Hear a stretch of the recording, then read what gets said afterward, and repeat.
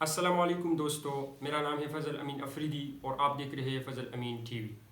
دوستو ایگزام تو ختم ہو گیا، میرا بھی ایگزام تھا، آپ لوگوں کا بھی ایگزام تھا، لیکن ایگزام کے بعد بعض اسٹوڈنٹ اس پریشانی میں مبتلا ہوتے ہیں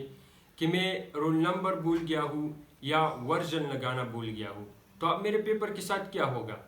دیکھیے میں آپ کو وہ سارا طریقہ کار بتاتا ہوں، لیکن آپ نے کیا کرنا ہے، ہمارے ساتھ رہنا ہے اور ویڈیو کو لاسٹ تک دیکھنا ہے۔ دیکھیے سب سے پہلے میں رول نمبر کی بات کرتا ہوں، بعد میں ورژن کی بات کرتا ہوں کہ اگر آپ رول نمبر بھول گئے ہو تو اب آپ کے پیپر کے ساتھ کیا ہوگا۔ دیکھیے اگر آپ پیپر میں رول نمبر بھول گئے ہو تو آپ نے زیادہ ٹینشن نہیں لینا ہے اور زیادہ پریشان ہونے کی ضرورت بالکل بھی نہیں ہے، کیونکہ جب سپرڈنٹ یا ڈپٹی سپرڈنٹ جب وہ پیپر کلیکٹ کرتے ہیں اور پھر وہ بینک میں جمع کر دیتے ہیں تو اس دوران وہ سارے پیپر چیک کرتے ہیں کہ کسی پیپر میں رول نمبرز وغیرہ کی کچھ غلطی تو نہیں ہے۔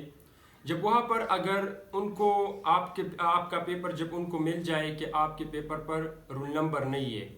تو پھر وہ اٹینڈنس شیٹ جس پر آپ سائن کرتے ہو اور وہاں پر سیریل نمبر اور رول نمبر آپ کا دونوں لکھا ہوتا ہے،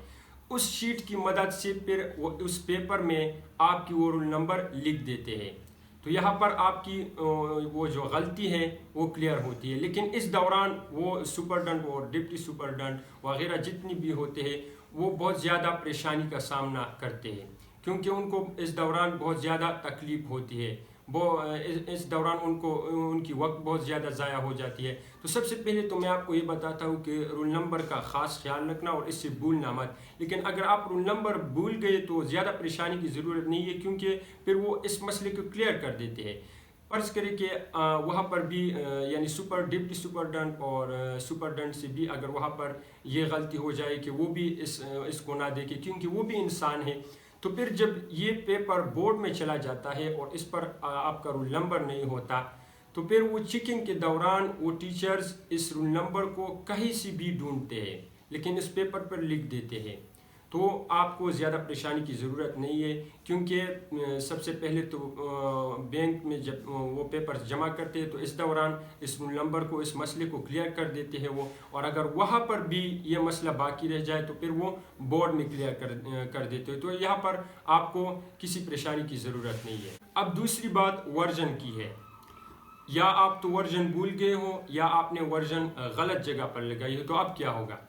دیکھیں سب سے پہلے تو میں آپ کو یہ بتاتا ہوں کہ جب آپ ورژن آپ نے غلط جگہ پر اگر ماری ہے، مثال کے طور پر آپ کا ورژن اے ہے اور آپ نے بی پر لگایا یا سی پر لگایا، تو تب آپ کی کوئی چانسز نہیں ہے، کیونکہ آپ کے سارے MCQs پھر غلط ہو جائیں گے۔